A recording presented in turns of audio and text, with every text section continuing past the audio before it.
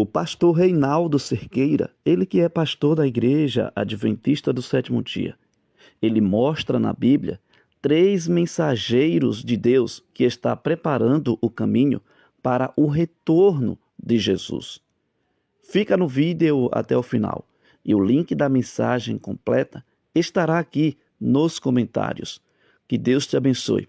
Acompanha esta belíssima mensagem com o pastor Reinaldo Cerqueira. Deus envia 3 mensageiros que preparam o caminho do Senhor. E qual a mensagem deles? Vemos aqui a primeira mensagem. Diz assim: vi outro anjo, verso 6, voando pelo meio do céu, tendo o evangelho eterno para pregar aos que se assentam sobre a terra, e a cada nação, e tribo, e língua, e povo, dizendo em grande voz: temei a Deus e dai-lhe glória, pois é chegada a hora do seu juízo, e adorai aquele que fez os céus e a terra e o mar e as fontes das águas. A mensagem é: qual que é a característica deste mensageiro? Ele tem o evangelho eterno. O evangelho eterno é a Bíblia. O evangelho eterno é a palavra do Senhor. O evangelho eterno é o plano de salvação de Deus, os seus ensinamentos apresentados aqui. Ele vai com esse evangelho eterno para onde? Para todo mundo, toda nação, todo povo, toda língua, todos que se habitam sobre a terra. Qual é a mensagem dele? Temei a Deus e dá-lhe glória. Por quê? Chegou a hora do seu juízo. Ele enfatiza que o momento do juízo de Deus já está aqui. E o que nós devemos fazer nesse momento de juízo? Adorai o Criador, o que fez os céus, a terra, o mar e as fontes das águas. Então, esse mensageiro, que é anunciado desde Isaías, por Malaquias, e agora apresentado aqui em Apocalipse, ele anuncia a palavra de Deus a todas as nações, a todos os povos, a todas as línguas, e convidam a adorar o Criador, anunciando que a hora do seu juízo chegou. Hein? Depois diz ali, aí vem as outras mensagens que nós temos, que é a segunda mensagem sobre a queda de Babilônia, verso 8, essa confusão que o mundo vai estar unido em rebelião contra Deus, isto irá cair, não funcionará.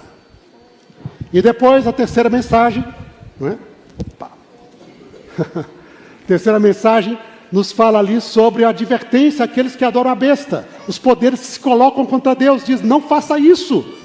Isso aí, quem fizer isto, está se colocando contra Deus, longe de Deus, haverá o juízo sobre eles. Não vá nessa direção. Okay? E no final, então, identifica este mensageiros, os 3 anjos, que está lá no verso 12, dizendo, não é? Em Apocalipse, capítulo 14, verso 12, diz: aqui está a perseverança dos santos, os que guardam os mandamentos de Deus e a fé em Jesus. Guardar os mandamentos de Deus e a fé em Jesus. E aí nós concluímos aqui as descrições da característica da missão desse mensageiro. Veja, ele foca na Bíblia. Mas muita gente foca na Bíblia. Bom, é verdade. Quem foca na Bíblia? Ele guarda os mandamentos de Deus. Bom, aí já muita gente foca na Bíblia, mas não todo mundo foca nos mandamentos de Deus. O grupo já diminuiu. Okay? Mas tem grupo que faz da Bíblia, tem os mandamentos de Deus, mas e a fé em Jesus? Peraí. Fé em Jesus, mandamento de Deus e toda a Bíblia? E além disso, que a hora do juízo chegou. E que adore o Criador. Lei, fé em Jesus, palavra de Deus, hein? Hora do juízo, adorar o Criador, anunciar a Bíblia, sábado, família. Queridos, pode existir no mundo grupos que enfatizam um ou mais desses elementos. E existem. E louvado seja Deus por isto. Deus usa esses grupos de maneira poderosa para atrair pessoas para si. Mas um grupo que tem todas essas características, eu só conheço um. Todas juntas. Quem que tem o sábado? A lei de Deus, a fé em Jesus, proclama neste mundo que não crê mais num Criador, que Deus é Criador, que fala da hora do juízo. Quem? Que diz, gente, vamos preparar-nos para isto. Eu só conheço um. E que vai para o mundo todo, com a palavra de Deus. E este grupo se chama Adventistas do Sétimo Dia. Não conheço nenhum outro que tenha todas essas características. Nenhum outro. Hein? Como eu disse, há vários grupos que são instrumentos de Deus. Às vezes tem uma parte dessa luz bíblica, às vezes tem outra parte. Deus usa essas pessoas, sem dúvida. Mas um movimento religioso que tenha todas essas características, só conheço um. E Deus nos deu o privilégio de sermos parte deste movimento. Que privilégio! Às vezes a pessoa pode dizer, Reinaldo, vocês são na verdade muito orgulhosos, vocês acham que são especiais, né? São melhores que todo mundo, afinal vocês são um povo eleito, da profecia, escolhido por Deus. Imaginem, pensar nisso, né? Deus desde a antiguidade pensou, gente, quando nós olhamos a profecia, não há motivo de orgulho. Não há. A pessoa que se orgulha não compreendeu direito o que é a profecia. A profecia fala que este movimento é um movimento de mensageiros. Olha, se eu sou mensageiro, quer dizer que eu não sou o objetivo final. Certo? Se eu sou mensageiro, é que Deus está me enviando para alguém. O objetivo final é o outro. O mensageiro é um instrumento. Qual que é o objetivo final de Deus? Diz, todos que habitam sobre a terra, todo povo, toda língua, toda nação. O objetivo final de Deus é a humanidade, é o mundo, e sempre foi assim. Nas duas vindas de Jesus, Deus amou o mundo de tal maneira, Deus amou o quê? O mundo, de tal maneira que deu o seu Filho unigênito, para que todo que nele crê não pereça, mas tenha vida eterna. Deus amou o mundo, e porque amou o mundo, enviou Jesus. Enviou o mensageiro para preparar o mundo para receber Jesus.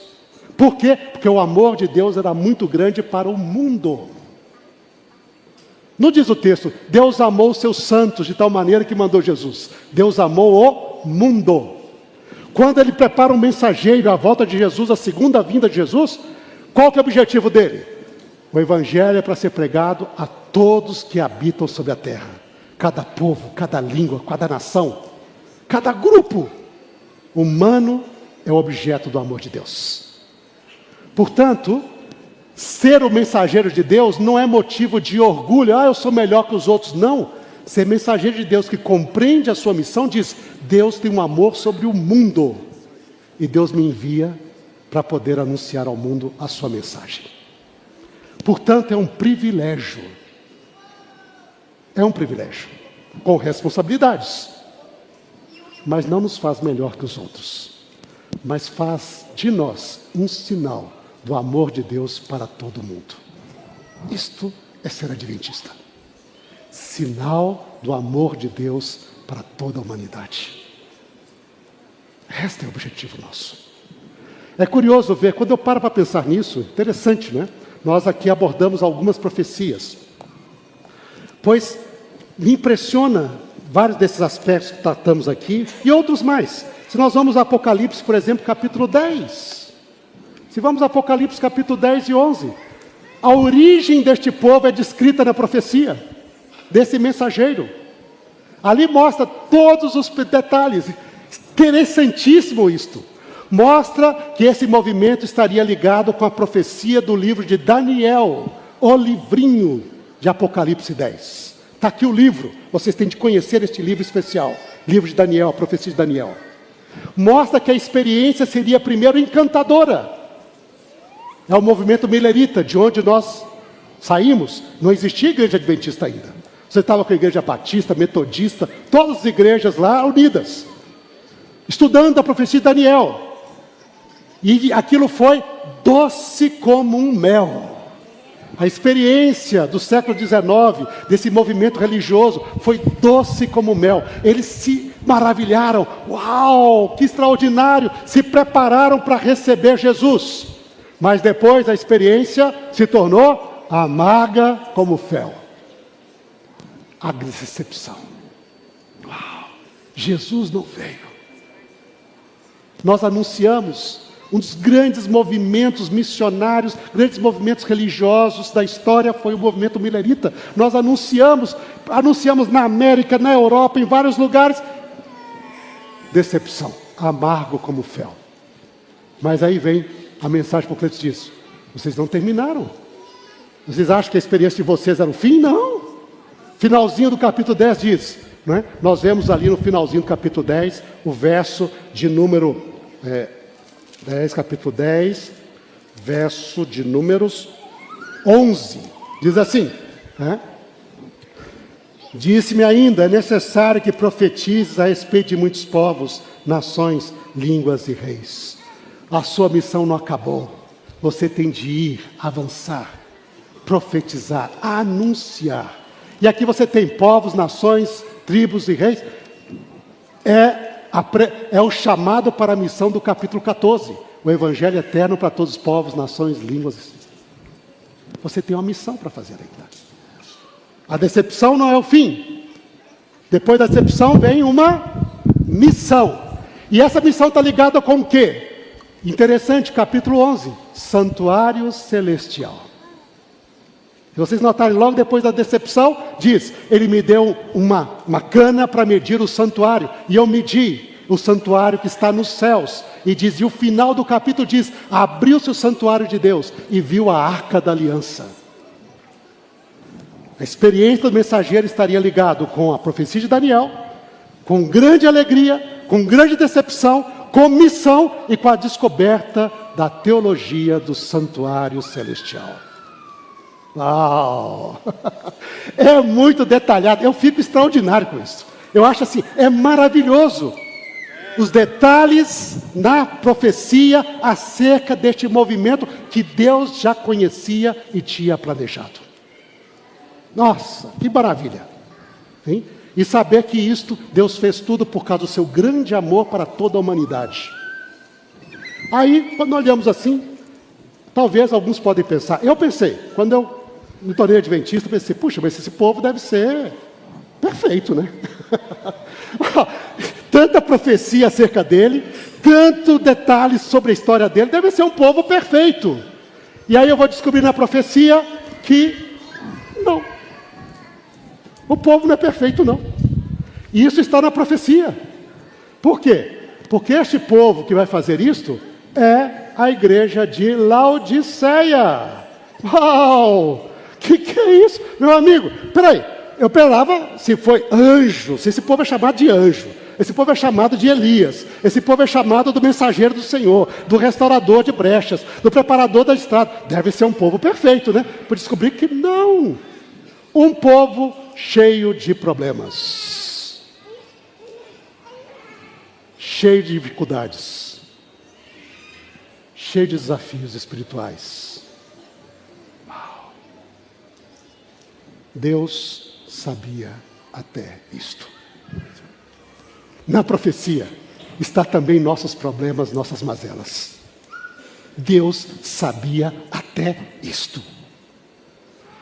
Mas ele me impressiona, por quê? Porque não tem oitava igreja. Para aí. Não tem oitava. É a última. Isso quer dizer, como Deus já enfatizou em várias partes, enfatizou também para a gente, através do Espírito de Profecia, testemunho de Ellen White, que esta igreja, imperfeita como ela é, vacilante, frágil. Por que ela é vacilante e frágil? Porque nós estamos aqui. A igreja somos nós. Seres humanos imperfeitos, falíveis, com seus problemas, com suas lutas, com suas dificuldades. Somos nós. Pois é este povo que Deus diz, é a menina dos meus olhos. É o meu mensageiro.